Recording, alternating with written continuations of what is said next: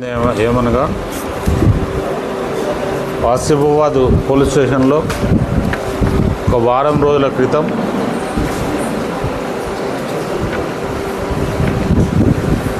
వాదిగొండి గ్రామానికి చెందిన ఒక యువతి మిస్ అయినట్టు, అంటే ఒక వన్ ఇయర్ బ్యాక్ మిస్ అయినట్టు ఒక పిటిషన్ ఇచ్చారు.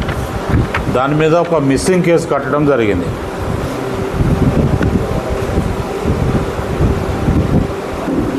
భాగంగా బాధిత యువతి యొక్క వివరాలు ప్రకారం తనను మోసగించి తక్కువ కులానికి చెందిన వ్యక్తిగా చూపిస్తూ తనని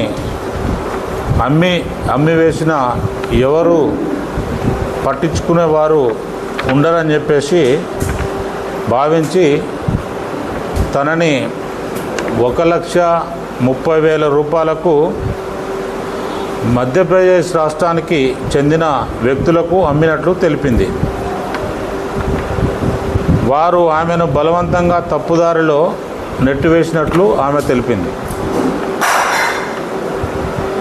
ఈ నేపథ్యంలో మరో బాధిత యువతి ముందుకొచ్చి తనను కూడా మధ్యప్రదేశ్ రాష్ట్రానికి చెందిన వేరే వ్యక్తులకు 1,10,000 రూపాయలకు అమ్మేశారని, అదేవిధంగా మోసపోయానని తెలియజేయడం జరిగింది. ఈ రెండు సంఘటనలపై వేరువేరు కేసులు నమోదు చేసి మొత్తం 9 మంది నిందితులని గుర్తించడం జరిగింది. ఈ రెండు నేరాలకు సంబంధించి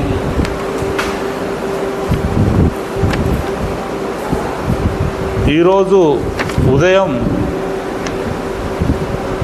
5 నిందితుల్ని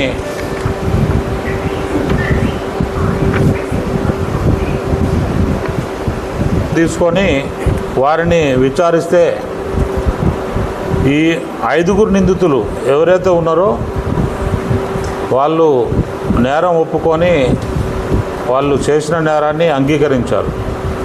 వీళ్ళందరి మీద కూడా చట్టపరంగా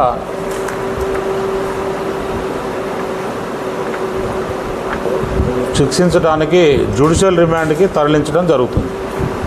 ఉన్నారు వాళ్ళ కోసం స్పెషల్ టీమ్స్ ఫామ్ చేయడం జరిగింది. ఎస్పీ గారి ఆధ్వర్యంలో ఇది దర్యాప్తు నడుస్తుంది. ఎస్పీ గారి ఆదేశాల మేరకు టీమ్స్ కూడా ఫామ్ చేసి మధ్యప్రదేశ్ రాష్ట్రానికి పంపడం జరిగింది.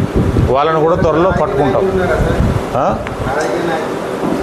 దీంట్లో రాజకీయ నాయకులు అంటూ ఎవరు లేరు. జార్వా మధ్యప్రదేశ్ మహిళల మొత్తం 5. దీంట్లో విజయలక్ష్మి, సుజాత, పంచుపుల, ఉష, తర్వాత సురేఖ, 3 లేడీస్ ఉన్నారు. స్టాండింగ్లో 3 ఉన్నారు. ఇప్పుడు 6 అరెస్ట్ అయినట్లు లెక్క. ఆల్రెడీ హరిదాస్ నిన్ననే అరెస్ట్ చేసినాము.